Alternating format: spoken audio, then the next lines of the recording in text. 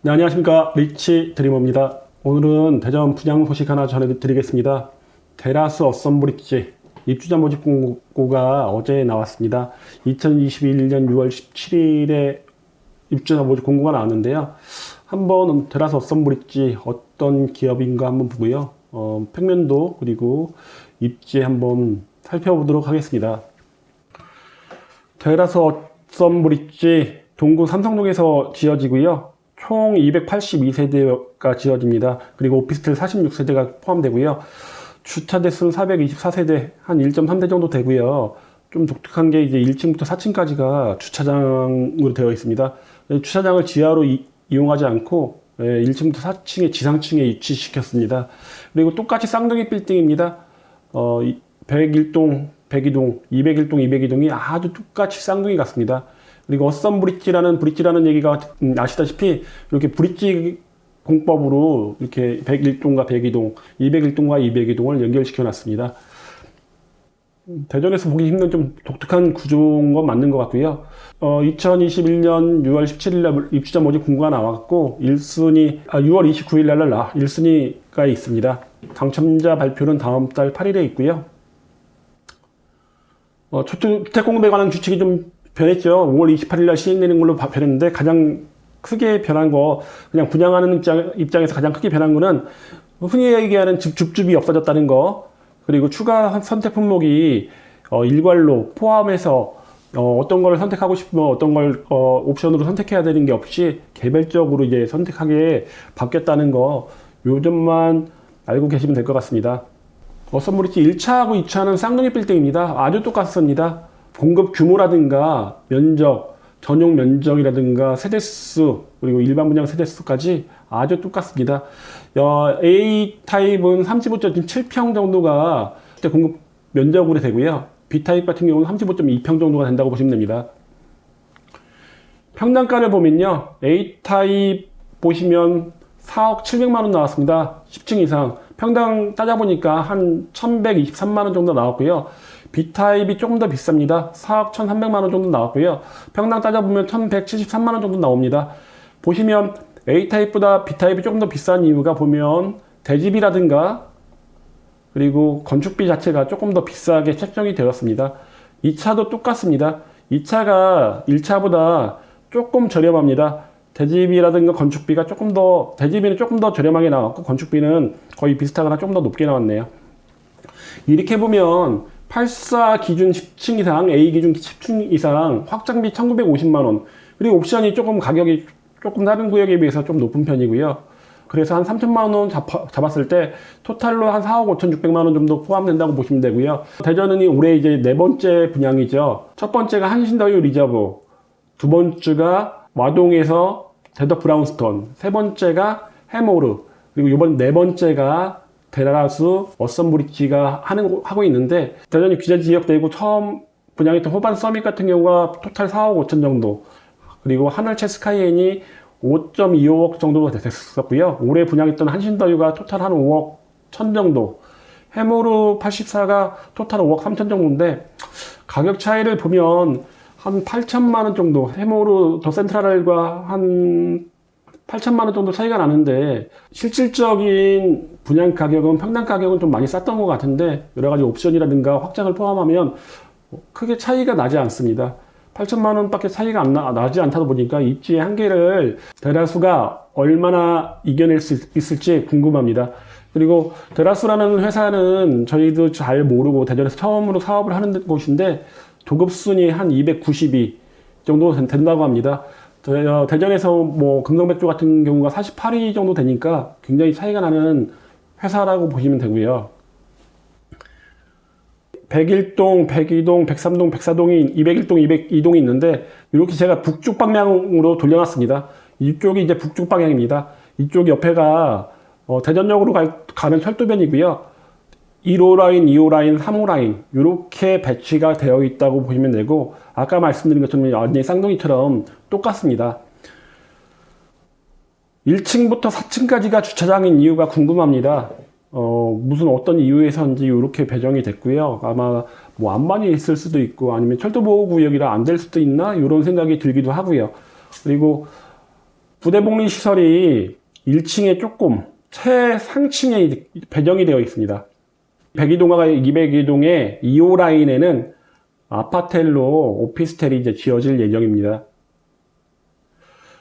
각 동 한번 북향으로 딱 바라보고 있는 평면도 한번 보시면요. 가장 많이 지어지는 1호 라인입니다. 보시면 남동으로 거실과 안방이 남동으로 배치가 되고요. 침실 2와 침실 3 같은 경우는 북동으로 배치가 됩니다. 위치에서 보시다시피 철도변의 소음을 가장 많이 받는 세대가 아닐까 싶고요.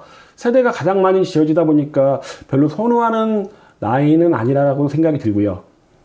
그리고 이번에는 101동과 202동 2호 라인입니다. 위치는 이렇게 101동 가운데, 201동 가운데 이렇게 위치하고 있고요. 여기는 이 거실과 안방은 남서 방향, 그리고 침실 2와 침실 3은 남동 방향입니다.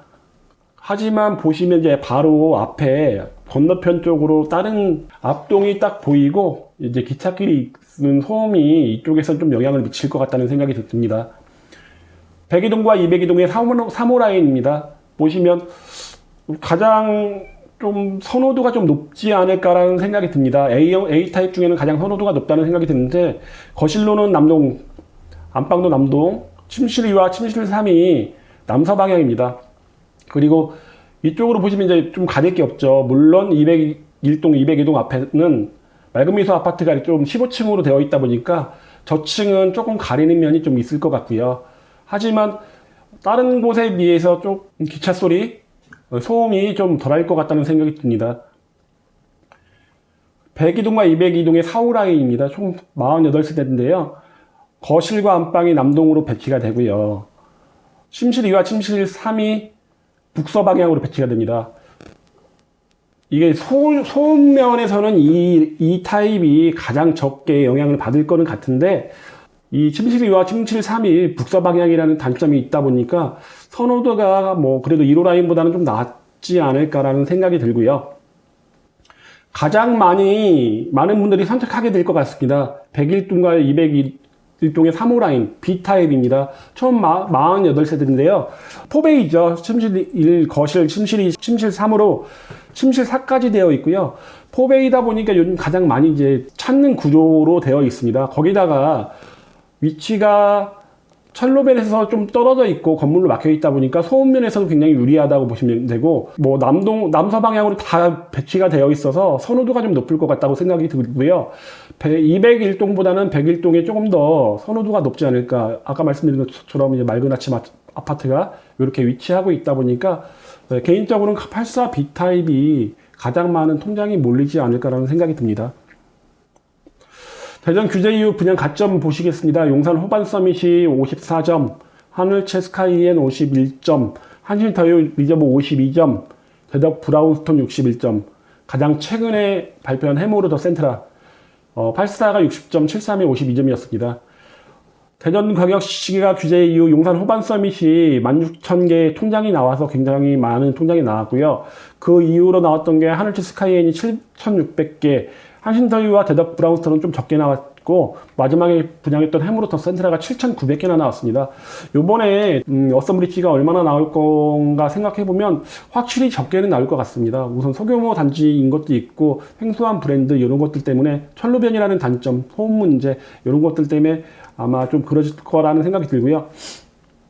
어썸브리지의 입지 한번 보겠습니다. 대전 역세권 지구에 들어가 있습니다. 이건 굉장히 큰 호재입니다. 대전 역세권 지구, 그리고 혁신도시 대상지, 거기다 도심융합특구까지 호재가 굉장히 많은 대전 역세권 지구인데요. 바로 옆에 삼성 4구역이 철로 건너편으로 재개발이 한참 추진 중에 있고요. 복합 2구역이 대전역 동광장 쪽으로 사업이 추진 중에 있습니다. 그리고 대전역까지는 도보로 한 12, 3분 정도 걸릴 것으로 보이고요. 바로 앞에 초등학교는 삼성초등학교입니다. 물론 대로를 건너야 된다는 좀 단점이 있긴 한데 삼성초등학교로 배정이 되고요. 인근의 삼성동 1구역, 삼성 1구역 재개발 열심히 추진 중에 있습니다. 입지 면에서는 철로만 아니면 굉장히 좋은 입지인데 철로가 그런 걸 다 잡아먹는다는 생각이 들고요. 역세권이라고 불리기에는 좀 거리감이 좀 있어 보입니다. 인근 중학교 특목고 진학률 보면요. 대성중학교가 과학고 1명, 외고 국제고 5명을 보냈습니다. 충남여중이 외고 국제고를 10명을 보냈고요.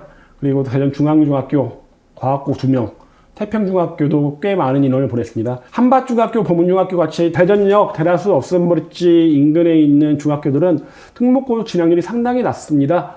뭐 과학고나 외고 국제고 한 명도 보내지 못할 정도로 많이 낮아졌지만 인근이 재개발이 되고 재건축이 완료가 되면 좀 많이 바뀔 거는 같은데 완료되기까지 시간이 좀 걸리다 보니까 차차 조금씩 나은 중학교 학업 성취도를 보이지 않을까 생각합니다.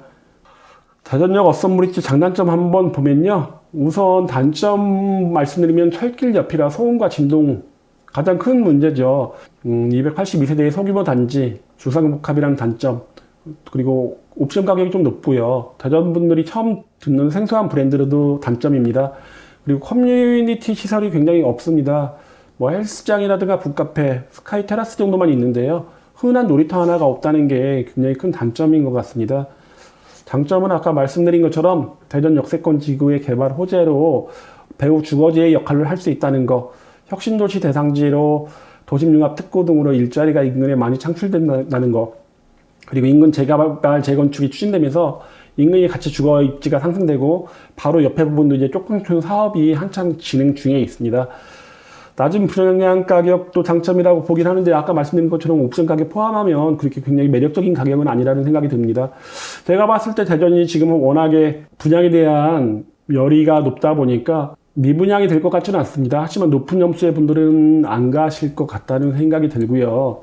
지금 대구라든가 광주 같은 경우가 미분양이 조금씩 나오고 있는 이유가 입지가 안 좋은 곳에 있는 아파트 단지에서 이제 미분양이 나오는데 아마 대전도 미분양이 나올지 안 나올지는 이 테라스 어썸브리지의 청약 결과에서 나타날 것으로 보여집니다. 오늘은 이렇게 좀 간단하게 대전역 테라스 어썸브리지에 대해서 한번 알아봤습니다. 이상으로 마치겠습니다.